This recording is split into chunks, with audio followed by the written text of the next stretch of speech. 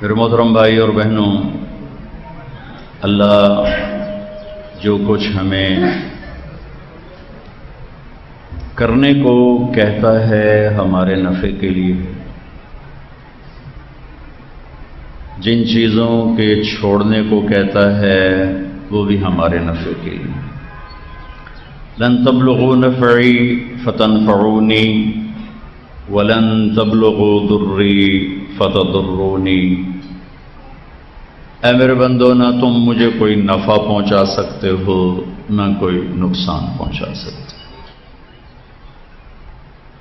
میرے عبادت سے وہ بڑا نہیں ہوتا، میری نافرمانی سے وہ چھوٹا نہیں ہوتا۔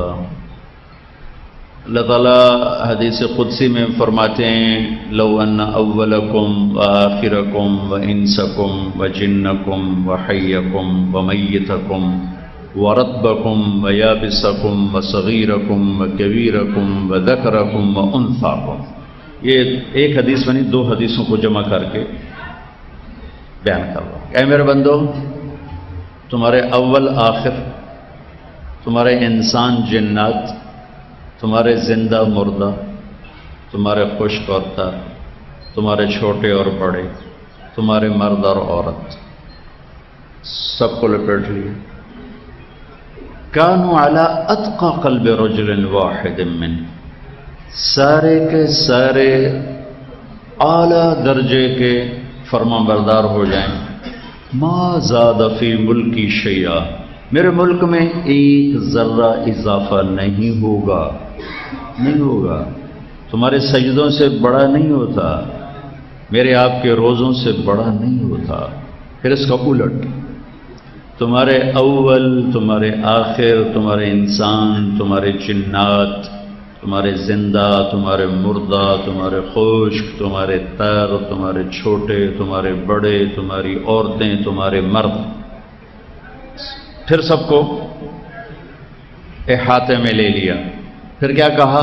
کانوا علی افجر قلب رجل واحد منکم ما نقص فی ملکی شیئا، تم سارے کے سارے حد درجے کے نافرمان بن جاؤ۔ سب سے بڑی نافرمانی ہے شرک، باقی اس سے چھوٹی ہے۔ تو تم پوری کائنات کا ہر آنکھ جھپکنے والا مشرک ہو جائے، بتوں کا پجاری ہو جائے، اور پھر اس کے ساتھ سارے گناہ اکٹھے ہو جائیں، ما نقص فی ملکی شیئا، تم سب کی نافرمانی تیرے رب کی بادشاہی میں ایک ذرے کے برابر کمی نہیں لا سکتی۔ وہ کمی سے بھی پاک ہے، وہ زیادتی سے بھی پاک ہے، وہ پہلے ہی اس مقام پر ہے کہ جہاں ساری بلندیاں ختم ہو جاتی ہیں، جہاں ساری بڑائیاں ختم ہو جاتی ہیں، جہاں ساری کبریائیاں ختم ہو جاتی ہیں۔ اللہ اکبر کا ایک عام مفہوم ہے، اللہ سب سے بڑا ہے، جو کچھ ہے اس سے بڑا ہے۔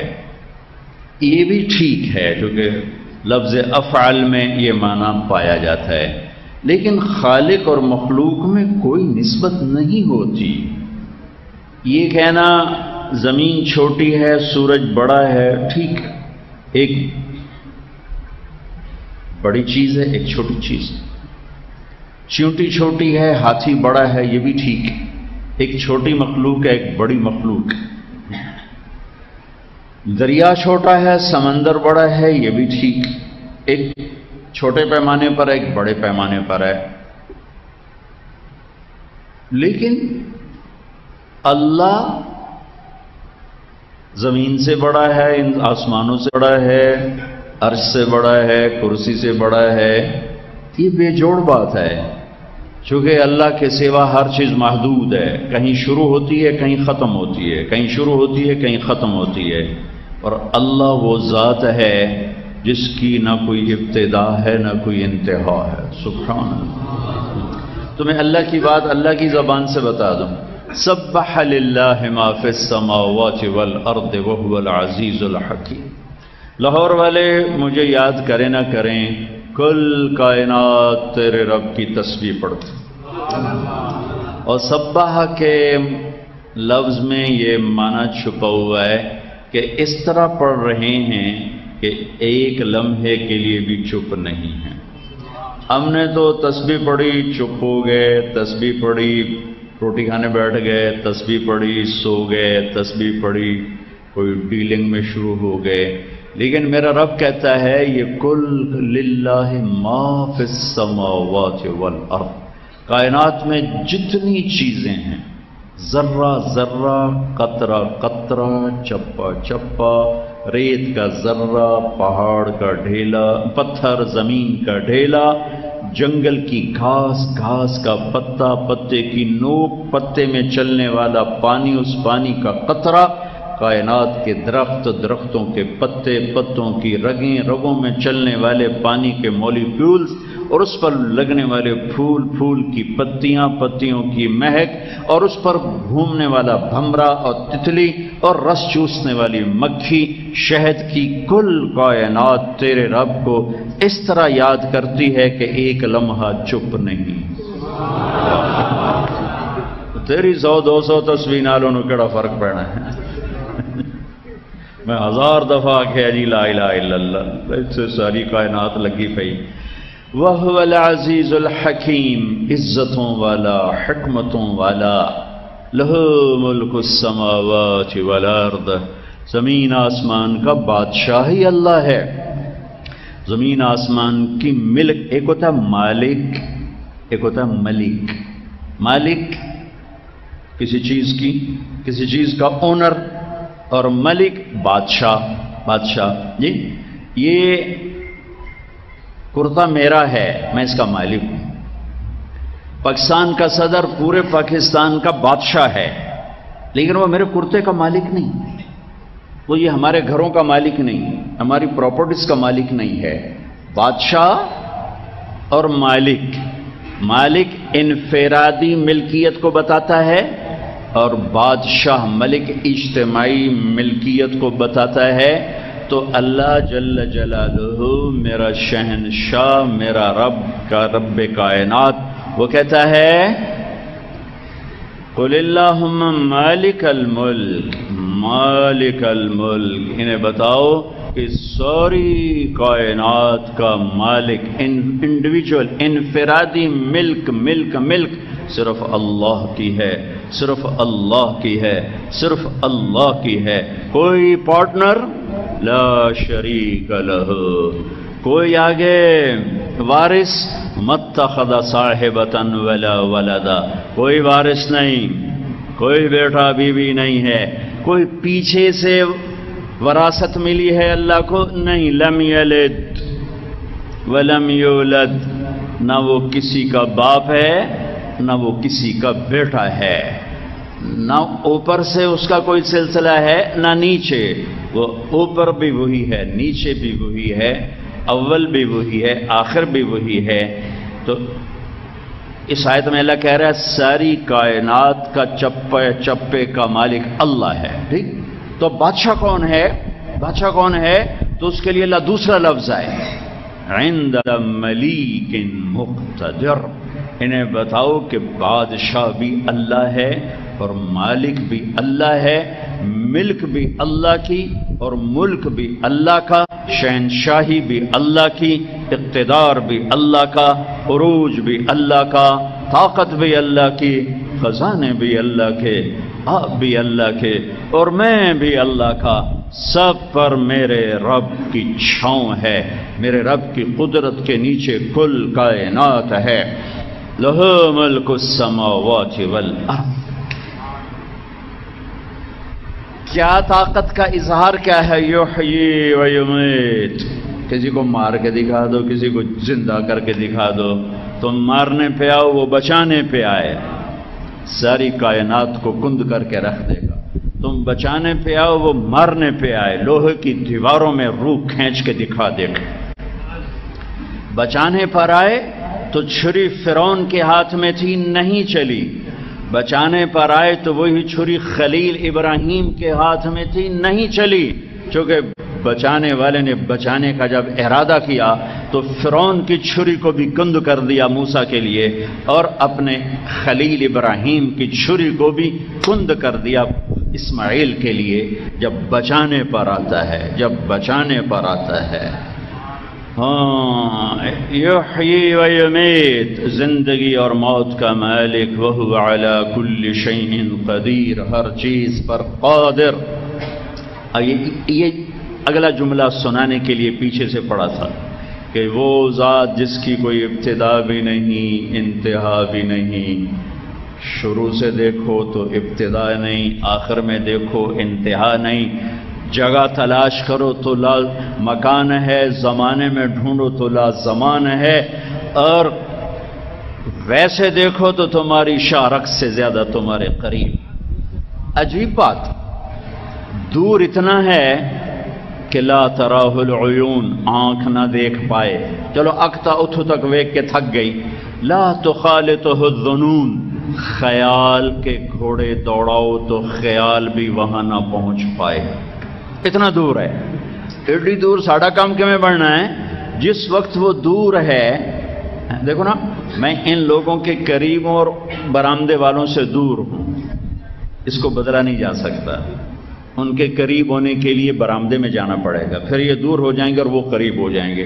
وہ شہنشاہ کیا کہہ رہا ہے؟ تم سے اتنا دور ہوں، نہ آنکھ پہنچے نہ خیال پہنچے، اور جس وقت میں تم سے اتنا دور ہوں اسی وقت اسی پل میں تمہارے اتنا قریب ہوں کہ اقرب الیہ من حبل الورید، میں تمہاری شاہرگ سے بھی زیادہ تمہارے قریب ہوں۔ اللہ، واہ واہ، کیا کہیں، کہتے ہیں یہ جو رہ گئی یہ اس سے بھی زیادہ میں تمہارے قریب ہوں۔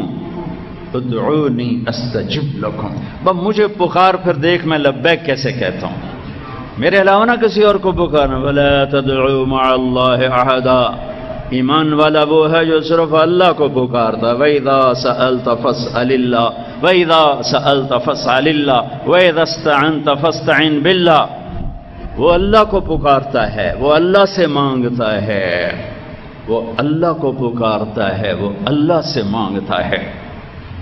بلّہ کیا کہہ رہا ہے؟ هو الاول والآخر والظاہر والباطن وهو بكل شيء علیم۔ تیرا رب اول ابتدا نہیں، تیرا رب آخر انتہا نہیں، تیرا رب ظاہر بلند و بالا کوئی اس سے اوپر نہیں، وہ تیرا رب باطن چھپا ہوا اس سے کوئی چھپا ہوا نہیں ہے۔ وهو بكل شيء علیم، یہ شہنشاہ اعظم جسے نہ عرش کی ضرورت ہے نہ آسمانوں کی ضرورت ہے، جسے نہ جنت کی ضرورت ہے نہ جبریل کی ضرورت ہے، جو نہ نبیوں کا محتاج ہے نہ رسولوں کا محتاج ہے، جو نہ کائنات کا محتاج ہے نہ جگہ زمان و مکان کا محتاج ہے، میرے سجدے سے اس کو کیا فرق پڑے گا، یا میرے نہ کرنے سے کیا فرق پڑے گا، میرے روزہ رکھنے سے کیا ہوگا یا نہ رکھنے سے، اس کی بارگاہ میں کچھ نہیں، میرے لیے بہت کچھ ہو جائے گا۔ کہ میرا رب جب کہتا ہے یہ کرو، اس میں نفع چھپا دیے، جب کہتا ہے مت کرو تو اس کے کرنے میں نقصان چھپا دیے۔ جھوٹ مت بولو، اس میں ہلاکت ہے، حرام مت کھاؤ، اس میں ہلاکت ہے، شراب مت پیو، اس میں ہلاکت ہے، زنا مت کرو، اس میں ہلاکت ہے، کھوٹ ملاوٹ مت کرو، اس میں ہلاکت ہے، سود میں مت پھنسو، اس میں ہلاکت ہے، غیبت نہ کرو، اس میں ہلاکت ہے، ماں باپ کی نافرمانی نہ کرو، اس میں ہلاکت ہے، بیوی بچوں سے بدتمیزی سے پیش نہ ہو، اس میں ہلاکت ہے، اللہ کے سوا کس کے آگے ہاتھ نہ پھیلاؤ، اس میں ہلاکت ہے، سجدہ صرف اللہ کو کرو، اس کے علاوہ میں ہلاکت ہے، نماز نہ چھوڑنا، اس میں ہلاکت ہے، روزہ نہ چھوڑنا تباہ ہو جاؤ گے، زکوٰۃ نہ چھوڑنا برباد ہو جاؤ گے، حج نہ چھوڑنا تباہ ہو جاؤ گے۔ جتنی چیزوں میں اللہ کہتا ہے یہ مت کر، اس کے کرنے میں نقصان ہے، جتنی چیزوں میں کہتا ہے کر لے، اس میں فائدے چھپائے ہوئے۔ اس وقت ایک حکم ہماری طرف متوجہ ہے جس کو روزہ ہم کہتے ہیں، روزہ۔ کتب علیکم الصیام یا ایھا الذین آمنوا کتب علیکم الصیام کما کتب علی الذین من قبلکم، اور میرے رب کی قسم میں نہیں رکھوں گا، اسے کوئی فرق نہیں پڑے گا، مجھے فرق پڑے گا، میں رکھوں گا اسے کوئی فرق نہیں پڑے گا، مجھے فرق پڑے گا، نیگیٹو پازیٹو رکھنے پر بے شمار رحمتوں کے دروازے میرے منتظر، نہ رکھنے پر بے شمار مسائل کے دروازے میرے منتظر۔ لہذا میرا رب جو اس قدر غنی ہے کہ کسی کا محتاج نہیں، اس کے باوجود اپنے بندے کے فائدے کے لیے یہ کر لو، یہ چھوڑ دو، یہ کر لو، یہ چھوڑ دو۔ اور ایک سبحان اللہ جو اتنا غنی ہو اس کو بھلا کس کی کیا پرواہ ہو سکتی ہے؟ لیکن وہ کہتا ہے یا ابن آدم انی لک محب فبحقی علیک کلی محبا، اے ابن آدم، مسلمان نہیں، متقی نہیں، روزے والا نہیں، حج والا نہیں، انسان آدم کی اولاد، جس میں اس وقت 6 ارب تو غیر مسلم ہیں، 1 ارب مسلمان ہے یا 1.25 یا 1.5، تو میرا اللہ کہتا ہے اے آدم کی اولاد میں تجھ سے پیار کرتا ہوں، اللہ اکبر، میں تجھ سے پیار کرتا ہوں۔ ہائے اگلی بات اس سے بھی عجب، فبحقی علیک کلی محبا، ارے تجھے میری ذات کی قسم تو بھی تو مجھ سے پیار کر، تو بھی تو مجھ سے پیار کر، اذکرک وتنسانی واستترک ولا تخشانی، میں تجھے یاد رکھتا ہوں تو مجھے بھول جاتا ہے۔ تو اس وقت اللہ کا ایک امر مرد عورت کی طرف متوجہ ہے، یا ایھا الذین آمنوا کتب علیکم الصیام، روزہ تم پر فرض ہوا ہے۔ اور بھائیو ایک انسانی فطرت، کہنے والے کی قدر نہ ہو تو کہے کی قدر نہیں دل میں ہوتی۔ کہنے والا کون ہے؟ اگر اس کی دل میں عظمت ہوگی جھکتا چلا جائے گا، اگر اس کی عظمت نہیں ہوگی اکڑتا چلا جائے گا، کیونکہ اللہ کی عظمت سے دل خالی ہیں۔ 70% لوگ روزہ نہیں رکھ رہے، 90% لوگ نماز نہیں پڑھ رہے، 100 میں 100 جھوٹ بول رہا ہے، 100 میں 100 جھوٹ بول رہا ہے، 100 میں 1 سچا نہیں ہے، 1,00,000 میں 1 سچا نہیں ہے۔ کہ کہنے والا کون ہے؟ اس کا اثر دل پر کوئی نہیں۔ جب کہنے والے کا اثر ہوتا ہے تو کہے ہوئے کا اثر اپنے آپ چلا جاتا ہے۔ تو میرے اللہ نے کہا روزہ جن پر اثر تھا یمامہ کی جنگ ہو رہی ہے، یہ صدیقی دور میں، ابوبکر صدیق کے دور میں مرتدوں کے خلاف سب سے خوفناک جنگ لڑی گئی۔ مسیلمہ کذاب 1,00,000 کا لشکر، اور صحابہ 12,000، اور قائد خالد بن ولید، اور جھنڈا زید بن خطاب کے ہاتھ میں مکے والوں کا، ثابت بن قیس بن شماس کے ہاتھ میں مدینے والوں کا۔ پہلے حملے میں قریش مہاجرین کے قدم اکھڑ گئے اور زید بن خطاب شہید ہو گئے۔ جھنڈا اٹھایا سالم مولا حذیفہ رضی اللہ تعالیٰ عنہ، وہ بھی زخمی ہو کر گر گئے اور جھنڈا گر گیا۔ پھر جھنڈا اٹھایا حبیب رضی اللہ تعالیٰ عنہ، وہ بھی شہید ہو گئے۔ پھر مہاجرین اکھڑ گئے، میدان چھوڑ گئے، انصار ڈٹے ہوئے تھے، جمے ہوئے تھے۔ تو خالد بن ولید رضی اللہ تعالیٰ عنہ نے پکارا برا بن مالک آج میدان ہاتھ سے جا رہا ہے، وہ انصاری تھے، تو انہیں انصار کو اکٹھا کیا، اور 5 آدمی برا بن مالک، کعب بن عجرہ، ثابت بن قیس بن شماس، ابو دجانہ، عباد بن بشر، ان 5 آدمیوں نے 3,000 انصار کو لے کر 1,00,000 کے سامنے سیسا پلائی دیوار بنے، اور آہستہ آہستہ ان کو دھکیلتے قلعے کے اندر دھکا دے دیا۔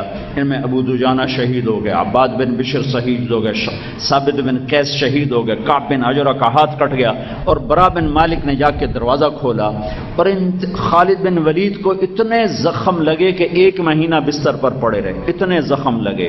یہ اتنی خوفناک جنگ تھی۔ جب تھوڑا سا پریشر کفار کا ریلیز ہوا اور ان کے قدم اکھڑنے لگے تو زخمیوں کے پیچھے صحابہ دوڑے، کوئی مر رہا ہے تو بچا لیں، کوئی پانی چاہتا ہے تو پانی پلا دیں، تو زخمیوں کے پیچھے بھاگ رہے ہیں۔ تو ایک صحابی سالم مولا حذیفہ کے پاس پہنچے، وہ جن کے ہاتھ میں جھنڈا تھا مہاجرین کے، تو ان کو ہلایا تو وہ ابھی زندہ تھے۔ انہوں نے آنکھ کھولی، کیا ہوا؟ کہ اللہ نے آنکھیں ٹھنڈی کی، فتح قریب ہے۔ ان کا اچھا، کب پانی پیو گے؟ پانی پیو گے؟ کہنے لگے میرا روزہ ہے، میرا روزہ، یہ پانی میری ڈھال میں ڈال دے، ڈھال، یہ ڈھال میں پانی ڈال دے، اگر میں افطاری تک زندہ رہا تو میں پی کے افطار کر لوں گا، اور اگر میں اس سے پہلے چلا گیا تو میں اللہ کے نبی کے دسترخوان پہ جا کے افطار کر لوں گا۔ فتح ہوئی تو دوڑ کے پیچھے آئے صحابہ دیکھنے، تو پیسے ہی چلے گئے تھے، افطار کے بغیر ہی چلے گئے تھے، اور یقیناً اللہ نے اپنے محبوب کے دسترخوان پہ انہیں افطار کروایا ہوگا۔ جنہیں پتا تھا کہنے والا کون ہے، انہوں نے یوں روزہ رکھا۔ سانو پتا کوئی نہیں کون آکھی جاندہ جی بھوک بڑی لگتی ہے، پیاس بڑی ہو جی رکھیا نہیں جاندہ، ایک ہو جی رکھیا نہیں جاندہ، نماز کیوں نہیں پڑھتے ہو جی پڑھی نہیں جاندی، جھوٹ کیوں بولتے ہو جی کام نہیں چلتا۔ ہر بات کے لیے چھوٹے چھوٹے بہانے لے کے کھڑے ہوئے ہیں۔ جنہیں پتا تھا کہنے والا کون ہے، یوں میدان جنگ میں پیاسے تڑپتے ہوئے اللہ کے پاس پہنچے، روزہ افطار کرنے کی نہیں ہوئی مہلت، اور اللہ نے بلا لیا۔ اور میرے نبی کی اولاد کا کیا بتاؤں، میرے نبی کے جگر کے ٹکڑے، آنکھوں کی ٹھنڈک، جنت کے پھول، حسین بن علی 12 گھنٹے کا روزہ نہیں تھا، 72 گھنٹے پورے قافلے نے نہ کھایا نہ پیا، بھوکے پیاسے اللہ کی بارگاہ میں پہنچے اور سر کٹ کے نیزوں پہ چڑھ گئے۔ چھوٹے معصوم بچوں کی پیاس سے زبانیں باہر نکلی ہوئی تھیں، اور ان کے سر کٹ کے نیزے پر چڑھے ہوئے گواہی دے رہے تھے کہ اللہ کو یوں راضی کیا جاتا ہے۔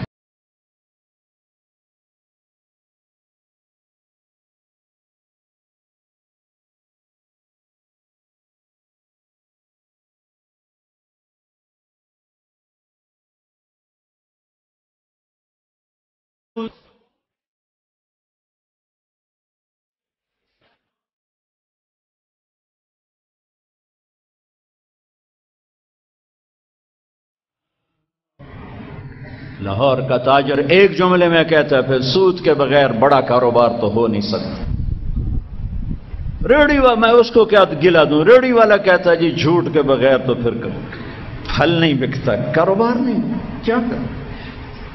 یہ گھر کی عورتیں بغیر وجہ جھوٹ بولے جا رہی ہیں، بغیر وجہ جھوٹ بولے جا رہی ہیں، کوئی نفع نقصان کے چکر نہیں، بس ایک عادت ہے۔ اور میرے نبی کا فرمان سچ نجات دیتا ہے، جھوٹ ہلاک کرتا ہے۔ تو میرے بھائیوں بہنوں، ایک امر آ رہا ہے۔ میرے نبی نے رمضان کو کیسے پیش کیا؟ نہ نماز کو، نہ روزے کو، نہ حج کو، نہ زکوٰۃ کو، نہ تبلیغ کو، نہ جہاد کو، نہ ذکر کو، نہ علم کو، نہ تہجد کو، نہ تلاوت کو، نہ سخاوت کو، کسی عمل کو ایسے پیش نہیں کیا جیسے اس کو پیش کیا۔ روزے کب فرض ہوئے؟ جب آپ مدینہ تشریف لے گئے تو ہجرت کے دوسرے سال، پہلا رمضان روزے فرض نہیں، دوسرا رمضان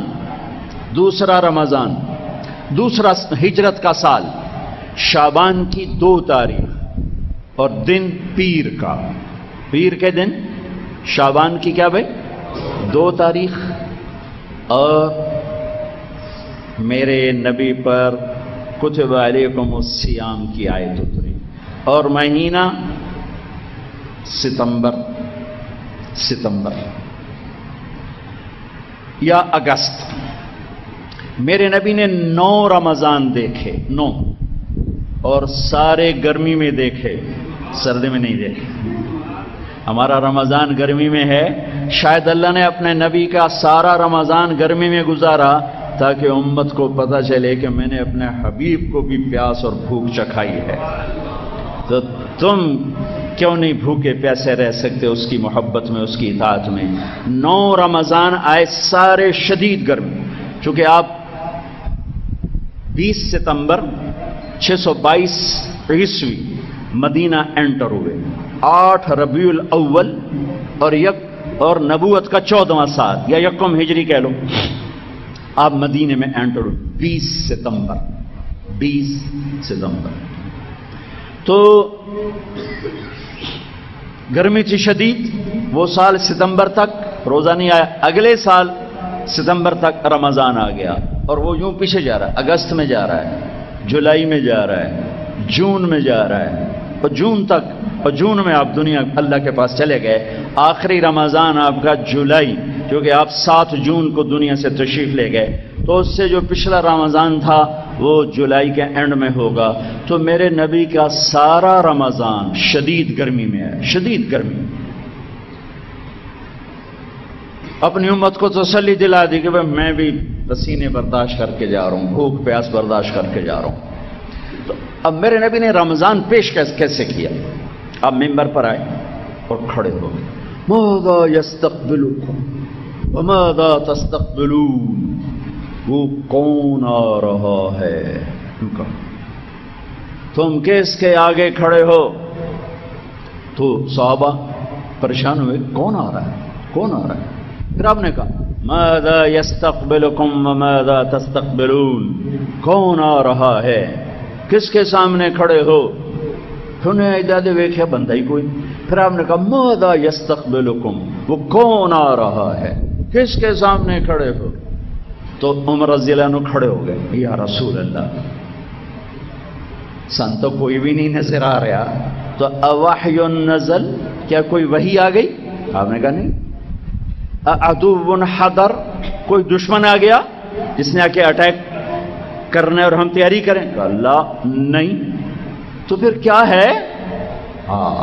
میرے نبی نے فرمایا رمضان آ رہا ہے، وہ آ رہا ہے کون، وہ آ رہا ہے کون، وہ آ رہا ہے کون؟ رمضان آ رہا ہے۔ ایسے اللہ کے نبی نے کسی عمل کو نہیں پیش کیا جیسے آپ نے رمضان المبارک کو پیش کیا۔ ساری آسمانی کتابیں رمضان میں اتاری گئیں، روزے کے ساتھ جوڑ ہے کوئی، تورات بھی، زبور بھی اور انجیل بھی، ابراہیم علیہ السلام کے چھوٹے صحیفے بھی، اور میرے نبی پاک صلی اللہ تعالی علیہ وسلم پر جو کتاب 21 رمضان کو اقرأ بسم ربک الذی خلق اور انا انزلناہ فی لیلۃ القدر، پورے قرآن کو لیلۃ القدر میں لوح محفوظ سے لکھوا کر پہلے آسمان پہ اتارا گیا، اور پھر 23 برس میں اس کو اپنے حبیب پر اتارا گیا، اور پہلی وحی بھی رمضان میں آئی، 21 رمضان یا 24 رمضان، دونوں روایت، پیر متعین، پیر کی رات، اور جبریل نے آ کر آپ کو نبوت کی خوشخبری سنائی۔ تو اللہ نے رمضان کو پسند فرمایا، اس کے لیے منتخب فرمایا آسمانی کتابوں کے لیے، اپنے محبوب کو نبوت کی خوشخبری سنانے کے لیے رمضان کو پسند فرمایا۔ اور پہلا دھماکہ کہ اللہ ایمان والوں کے ساتھ ہے، پہلے تو پس رہے ہیں، پٹ رہے ہیں، پس رہے ہیں، پٹ رہے ہیں، قتل ہو رہے ہیں، گھر سے بے گھر ہو رہے ہیں، پھر اللہ نے بدر کا مارکہ قائم فرما کے دکھایا کہ میں ایمان والوں کے ساتھ ہوں۔ وہ رمضان میں 17 رمضان 12 رمضان کو آپ نکلے اور 17 کو مارکہ ہوا، اور جمعہ کا دن ہے، اور اللہ تعالیٰ نے حق کو واضح کیا، سارے کافروں کے سامنے کھل کے بات آ گئی کہ ان کے ساتھ اللہ ہے، اور پھر اللہ تعالیٰ نے اس کو مکمل بھی کیا رمضان میں۔ فتح مکہ رمضان میں ہوا، آپ رمضان کے مہینے میں مکہ میں داخل ہوئے، جہاں سے آپ کو نکلنا پڑا بڑی مشکلوں سے، بڑی تکلیف کے ساتھ۔ اسی مکہ میں اللہ آج آپ کو فاتحانہ داخل فرما رہے ہیں، اور اس کے پیچھے کیا ہے؟ اس کے پیچھے رمضان کا مہینہ، رمضان کے مہینے میں آپ داخل ہو رہے ہیں۔ بھائیو، یہ اللہ کی رحمتوں کو لینے کا عمل ہے۔ اس کی ایک آؤٹ پٹ ہے، وہ کیا ہے؟ لعلکم تتقون، کہ تمہیں تقوی ملے گا۔ تقوی۔ اب میں ایک جگہ سے اور قرآن آپ کے سامنے پیش کرتا ہوں۔ یا بنی آدم قد انزلنا علیکم لباسا یواری سواتکم وریشا ولباس التقوی ذلک خیر۔ اے آدم کی اولاد، میں نے تمہارے لیے لباس اتارا، آسمان سے اتارا۔ یہ تمہارے دو کام کرتا ہے۔ کیا کرتا ہے؟ ایک تمہارے ستر کو چھپاتا ہے، تمہارے عیب کو چھپاتا ہے، تمہارے ستر چھپاتا ہے، اور کیا کرتا ہے؟ تمہیں زینت بخشتا ہے، تمہیں خوبصورت بناتا ہے۔ لباس کے دو کام ہیں، ایک جسم کو چھپائے اور ایک زیب و زینت بخشے۔ زیب و زینت ہو اور ننگا پن ہو تو قرآن پورا نہیں ہوا، اور جسم ڈھکا ہوا ہو زیب و زینت نہ ہو تو بھی قرآن پورا نہیں ہوا۔ قرآن نے لباس کے دو کام بتائے ہیں، ایک جسم چھپانا، ستر چھپانا، عیب چھپانا، اور خوبصورت بنانا، زیب و زینت۔ لباس ایک ایسی ضرورت ہے جو تھوڑا سا شعور پیدا ہوتے ہی بچہ اور بچی بھی ننگے پن کو محسوس کرنا شروع کر دیتا ہے۔ کہتا ہے مجھے نکر پہناؤ، مجھے شرٹ پہناؤ، میں ننگا کیسے باہر جاؤں، میں ننگا کیسے باہر جاؤں۔ ہم جو ایک دوسرے کے سامنے بیٹھے ہیں اس میں بہت بڑا سبب ہمارے کپڑے ہیں۔ ننگا پن نہ انسانیت ہے نہ شرافت ہے۔ جتنے کپڑے مختصر ہوں گے اتنی انسانیت ننگی ہوگی، اتنی تہذیب ننگی ہوگی، اتنا حیا رخصت ہوگا، اتنا شرم مر کے کسی قبر میں جا گرے گا، اور بے حیائی کا راج ہوگا، اور بے غیرتی تہذیب بنے گی، اور زنا ثقافت بن جائے گا، اور ناچ و گانا اور گھنگرو کی چھنکار اور جام کی چھلک یہ سب اس معاشرے کا حصہ بن جائیں گے جہاں لباس مختصر ہوتا چلا جائے گا عورت کا۔ تو میرے اللہ نے دو کام بتائے ہیں، تمہارا جسم چھپاتا ہے، عیب چھپاتا ہے، تمہیں خوبصورت بناتا ہے۔ ساری خوبصورتی لباس میں، ننگے پن میں کوئی خوبصورتی نہیں، ننگے پن میں کوئی حسن نہیں، سارا حسن لباس میں ہے۔ یہ ایک ایسی چیز ہے جس کو ایک معصوم بچے سے لے کر 90 سال کا بوڑھا سمجھتا ہے، کافر بھی مسلم بھی۔ ٹھیک ہے، آگے ایک بات ہے جس کو مسلمان بھی نہیں سمجھ رہا، اللہ وہاں سے نکال کے ہمیں ادھر لے جا رہا ہے۔ آگے کیا کہہ رہا ہے؟ وَلِبَاسُ التَّقْوَى ذَلِكَ خَيْرٌ۔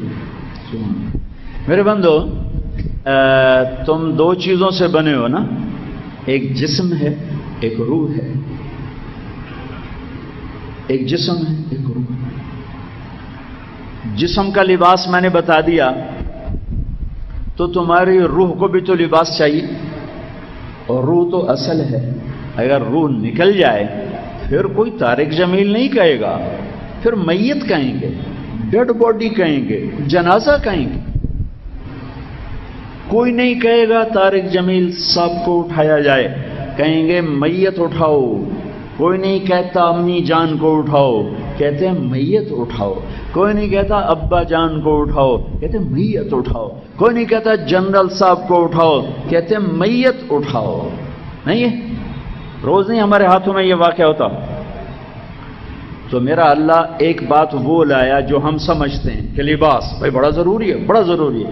اب اگلا ہم سمجھتے نہیں کہ روح بھی ننگی بھی ہوتی ہے اور لباس بھی پہنتی ہے، اور روح کا بھی ایک لباس ہے، اور روح کا لباس اس کے ستر بھی چھپاتا ہے اور اس کو خوبصورت بھی بناتا ہے۔ ننگا آدمی معاشرے میں نہیں کھڑا ہو سکتا، ننگی روح اللہ کے سامنے کھڑی نہیں ہو سکتی۔ اوکھا جا کام ہے، اوکھا جا کام۔ پاگل آدمی ننگا پھر رہا ہوتا ہے، ایک شکل ہے کہ وہ پاگل ہے، کپڑے اتار کے بھاگا پھر رہا ہوتا ہے، لیکن میرے رب کی قسم ننگی روح مرد ہو یا عورت اللہ کے سامنے کھڑی نہیں ہو سکتی۔ وہ آگ کا ایندھن بن جائے گی، اسے حسرت و ناکامیوں کے سوا کچھ نہ ملے گا۔ ننگا بدن تو ہوں گے ہی ہوں گے، جب روح بھی ننگی ہوگی تو پھر اس کا نتیجہ کیا نکلے گا؟ نیکیوں کا وزن کم ہو جائے گا، گناہوں کا بڑھ جائے گا، تو اللہ کا اعلان ہوگا یہ فلاں فلاں کا بیٹا، فلاں فلاں کی بیٹی، اس کی نیکیاں گھٹ گئیں، یہ ہار گیا، اسے پکڑو پکڑو۔ ننگی روح، ننگی روح پکڑو، اب مجھے دیکھو، میری طرف دیکھو۔ نافرمان مرد ہوگا تو فرشتہ یہاں ہاتھ ڈالے گا، یہاں۔ یہ ہماری پولیس ہتھ کڑیاں یہاں ڈالتی ہے کلائی میں، لیکن جہنم کی پولیس جب اسے پکڑے گی تو ہاتھ سے نہیں، یہاں سے یہاں، اور یوں کریں گے، اس کا سارا جبڑا نکل کے وہ چلا جائے گا، اور ایسے کلا بازیاں کھاتا ہوا، ٹائر کی طرح گھومتا ہوا وہ جا گرے گا، پھر اٹھ کر کہے گا رحم کرو رحم کرو۔ وہ کہیں گے رحمان نے نہیں کیا، ہم کیا کر سکتے ہیں؟ عورت کے منہ میں ہاتھ نہیں ڈالیں گے، عورت کو سر کی چوٹی سے پکڑیں گے اور ایک جھٹکا دیں گے، ویسے کلا بازیاں کھاتی وہ جا گرے گی، اٹھ کے کہے گی رحم کرو۔ وہ کہیں گے رحمان نے رحم نہیں کیا، ہم کہاں سے کریں؟ یہ ننگی روح ہے جس سے آج اللہ کے سامنے کھڑے ہونے کی کوئی ہمت نہیں ہے، یہ جہنم کا ایندھن ہے۔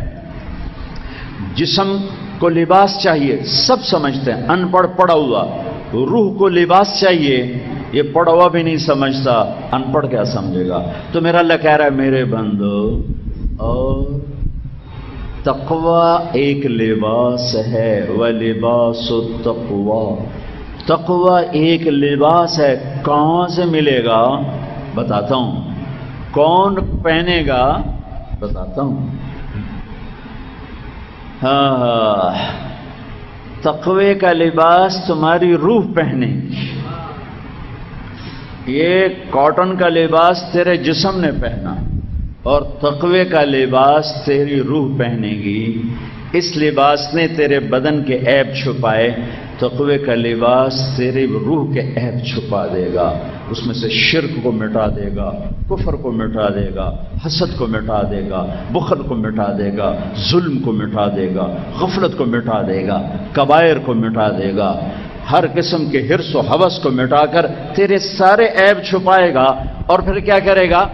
وریشا، اس نے مجھے قابل دید بنایا، میں اس لیے دیکھا جا رہا ہوں کہ میں نے کپڑے پہنے ہوئے، تو میرے بندے بندے، ایک تو تیرے عیب چھپائے، دوسرا کام کیا کرے گا؟ یہ تقوی کا لباس تجھے خوبصورت بنائے گا، تجھے ایمان دے کر، تجھے اخلاق دے کر، تجھے بندگی دے کر، تجھے سخاوت دے کر، تجھے محبت دے کر، تجھے ایثار دے کر، تجھے قربانی دے کر، تجھے اخلاص کی کڑھائیاں، کیا رنگ برنگے پرنٹ تیرے اوپر چھاپے گا تقوی کا لباس، کہ تجھے ایسا حسین بنا دے گا کہ ہر کپڑے کا حسن تھوڑی دیر کے بعد ختم ہے، لیکن تقوی کے لباس کا حسن بڑھتا جائے گا، بڑھتا جائے گا، بڑھتا جائے گا۔ کتنا ضروری ہے یہ لباس؟ کتنا ضروری ہے یہ لباس؟ کہاں سے ملے گا؟ نہ کسی بازار جانے کی ضرورت ہے، نہ لبرٹی، نہ انارکلی، نہ لاہور، نہ ملتان، نہ کراچی، نہ پشاور۔ یہ کہاں سے ملے گا؟ یہ تجھے تیرے اندر سے ہی مل جائے گا، اندر سے ہی۔ وچے بیڑے وچے جھیڑے وچے ونج مہانے ہو، یہ تیرے اندر ہی ہے۔ کیسے؟ کہا تو روزہ رکھ، تجھے تقوی کا لباس مل جائے گا۔ یہاں بات لانا چاہتا تھا کہ میرے اللہ نے کہا نماز پڑھو، کیا ہوگا؟ تنہا عن الفحشاء والمنکر، نماز پڑھو، بے حیائی سے رکو گے، برائی سے رکو۔ اچھا ٹھیک ہے۔ زکوٰۃ دو، کیا ہوگا؟ تطہرہم وتزکیہم، تمہارا مال پاک، تمہارا بدن پاک۔ حج کرو، کیا ہوگا؟ لیشہدوا منافع لہم، بڑے نفع ملیں گے۔ ٹھیک، تو ایمان لاؤ، کیا ہوگا؟ تؤمنون باللہ ورسولہ، اللہ اس کے رسول پر ایمان لاؤ، کیا ہوگا؟ یغفر لکم ذنوبکم، گناہ معاف ہوں گے۔ اچھا، روزہ رکھو، کیا ہوگا؟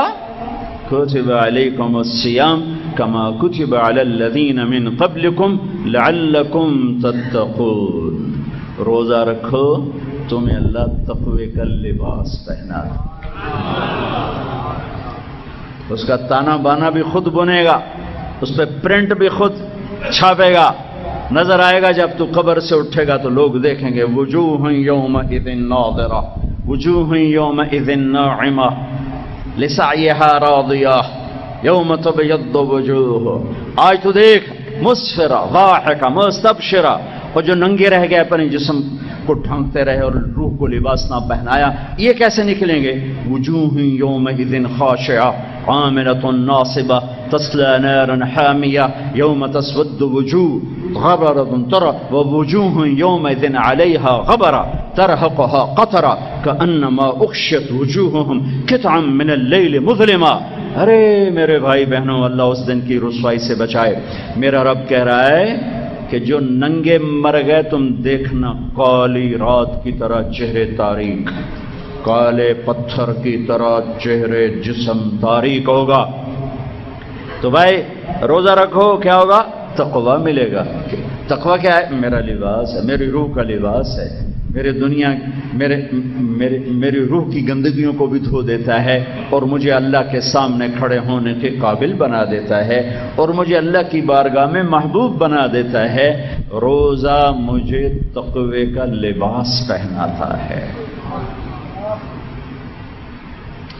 میرے نبی پاک صلی اللہ تعالی علیہ وسلم رجب سے رمضان کے استقبال کی تیاری کرتے، جب رجب کا مہینہ آتا تو آپ اللہم بارک لنا فی رجب و شعبان وبلغنا رمضان، یا اللہ ہمارے رجب شعبان میں برکت دے اور رمضان کا مہینہ ہمارے نصیب فرما۔ اللہم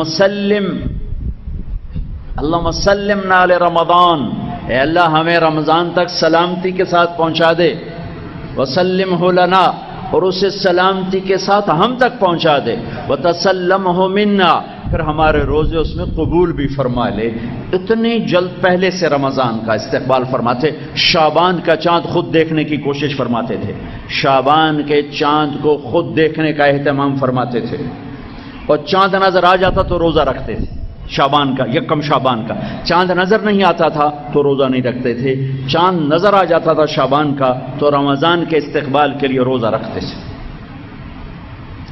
اور رمضان قرآن کا مہینہ ہے، شہر رمضان الذی انزل فیہ القرآن، رمضان کا مہینہ جس میں قرآن اترا۔